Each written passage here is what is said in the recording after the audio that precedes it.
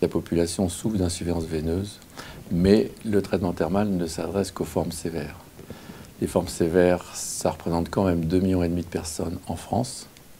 Et ce sont des gens qui ont une pathologie qui est douloureuse, qui est handicapante, qui également se termine par un ulcère de jambe avec des soins chroniques et un coût très élevé qu'on estime à plus d'1 milliard d'euros pour la nation. Donc c'est une pathologie qui est un vrai problème de santé publique.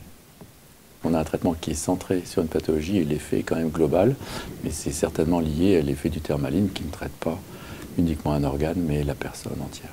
Et donc les soins les plus fréquents sont des soins actifs, c'est-à-dire ce sont des soins de balnéothérapie où le patient a une activité et fait fonctionner son retour veineux, puisque c'est une espèce de rééducation avec de l'eau thermale. Donc le soin principal, c'est le couloir de marche, où on va rééduquer la marche, où on va muscler les muscles du mollet, notamment qui sont le cœur du retour veineux. C'est également donc de la gymnastique en piscine, après des soins plus courants tels que des bains bouillonnants qui exercent un effet de massage, micromassage sur les petits vaisseaux superficiels de la peau, et également donc des massages faits par des kinésithérapeutes sous infusion d'eau thermale. Les soins thermaux étaient souvent complétés par des séances d'éducation thérapeutique, c'est-à-dire que le patient profitait de son séjour thermal pour avoir une information, mais aussi une motivation sur les différentes modalités du traitement qu'il doit continuer chez lui, la contention élastique, le mode de vie en termes d'activité physique, la diététique, etc. Il faut ajouter le fromage blanc.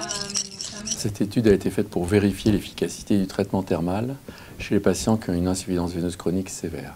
Et ils nous ont montré donc que ces patients avaient une amélioration de leur qualité de vie qui était importante, qui était non seulement sur la qualité de vie liée à la pathologie veineuse, mais aussi sur leur qualité de vie liée à la santé généralement. Et sur le plan objectif, ce qui a été mesuré par les médecins, c'est-à-dire un score d'insuffisance veineuse qui est fondé en grande partie sur les signes cliniques, sur l'examen clinique du patient, était également amélioré. C'est le score donc international de Rutherford qui a été utilisé et il était amélioré lui aussi pendant toute l'année qui a suivi la cure.